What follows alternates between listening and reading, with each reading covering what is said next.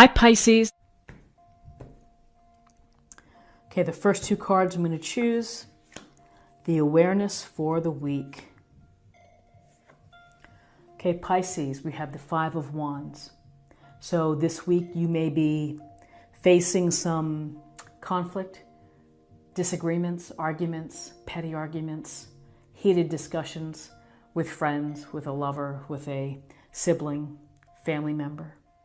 And so you can see here the boys are wielding their wands and it's a bit of a chaotic mess. They're really not working well together.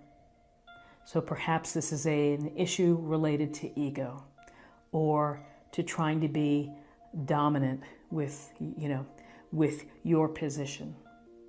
And so through these type of conflict or the arguments that we have, we can get past them. You know, someone has to maybe take the lead. Someone has to step back a bit in order for things to move forward, to find some harmony, to find some peace. So potential of conflict, people not working together.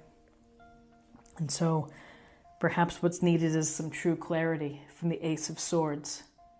And this Ace of Swords is a gift or blessing from the universe. And it's a strong hand holding a powerful blade.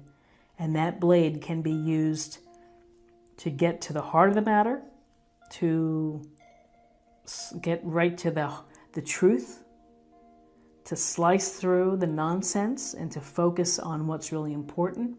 And with the Ace of Swords, we're going to be looking at information for what it is, the facts, the details, that will serve as the basis for us to do our analysis, to be smart, to use our thinking, to really solve any situations that we have. So you may be having to be using your smarts in order to deal with these conflicts or these inability to work together, to be thinking of solutions or strategies to get people moving forward. The Ace is a card of strong communication, clear communication, and finding clarity within a situation. You can see the sword is piercing the crown. And it's a matter of, again, focusing on the intellectual approach versus relying on emotions. So now let's choose two cards for guidance.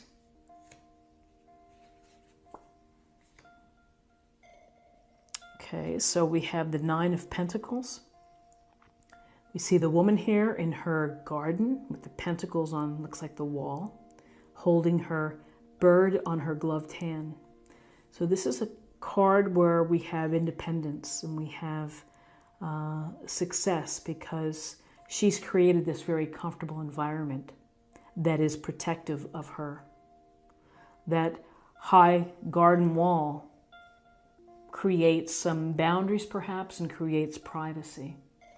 And maybe she needs that because she has assets or she has things that she needs to protect. And maybe she's protecting herself. But this is a card of true independence and of behind the scenes probably working very hard to achieve this. Doing the right things, sacrificing, showing discipline,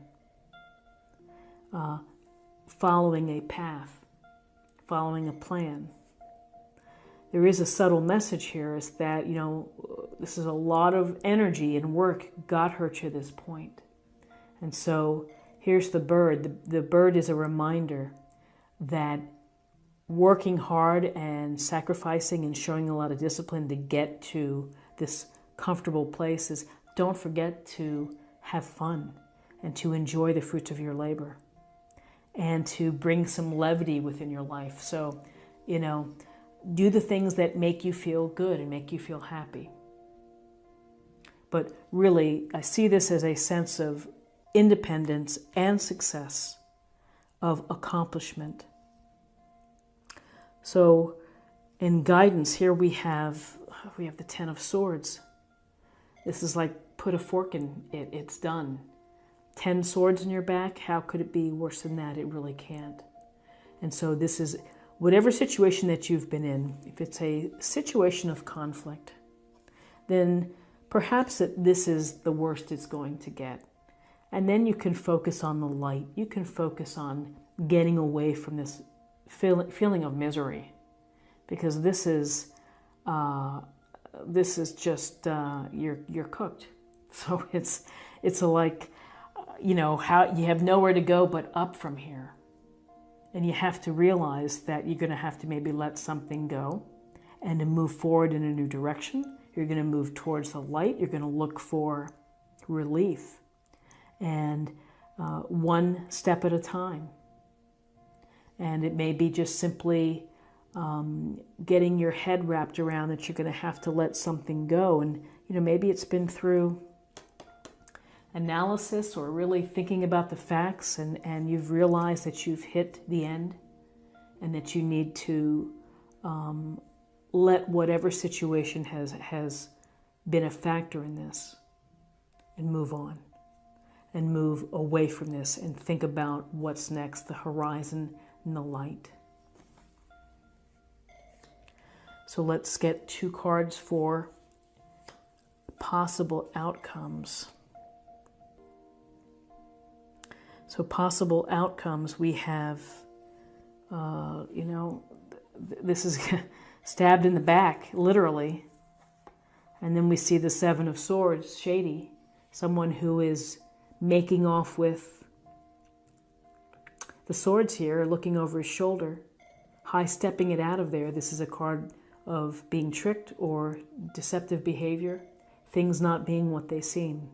But in light and being following this 10 of Swords, it could be someone has really betrayed you, or really injured you in some way, verbally, in other ways. So it could be, it's almost like feeling that you've been attacked. So we have here as a possible outcome the major arcana of the Hanged Man. And this shows that this Hanged Man he's upside down. He's got the halo around his head. He seems to be at peace with this position. He seems to be comfortable. Doesn't seem to be struggling to let loose. So maybe he's accepting what's happening. Or could be just putting things in suspension, as in, I'm taking a pause and I'll deal with this later. But the important thing to think about the Hanged Man is that when you flip yourself upside down, you see the world from a different angle. You see the world from a different place. And that knowledge may be really important for you as you deal with conflict, as you deal with people who are tricky or shady or dishonest. And so you may be saying that someone that I thought that I trusted, I don't trust anymore. I now see them in a new light. My thinking has turned around because I've seen some things and, you know, now I know. Now I know. So I think that this is about perspective, that this is a challenging card. Arguments are never a picnic. Having this sense of either someone tricking you or being dishonest or less than forthcoming, having a hidden agenda, may cause you to really have to address them in a new light, in a new way of thinking, in a new perspective. So let's get a little information from the oracle cards, and we'll see what the meditation point or practice area is for the week.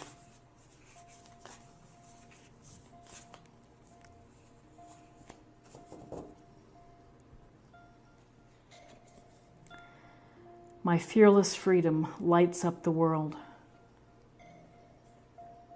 My fearless freedom lights up the world. Oops, if I can get this. There we go. So again, following the light, following the light. Ultimately, this will allow you to feel free, because this is the worst that you can possibly feel. And having the freedom to think in your own way, as your own person, which may not be groupthink or sheepthink like everybody else, may help you to find that freedom. So now let's get a card for spirit or emotional self.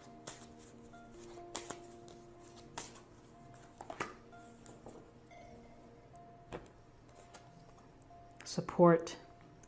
People come into your life for many different reasons. Some you learn from and then they move on, while others return often because you need to learn more from those individuals. Others remain beside you throughout your entire life. So support. So, the support I feel is going to have to come from yourself. Even though you have friends and you may have people that want to help, you're going to really have to be in charge.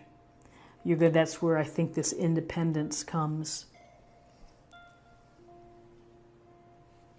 And finally, let's get a card for love.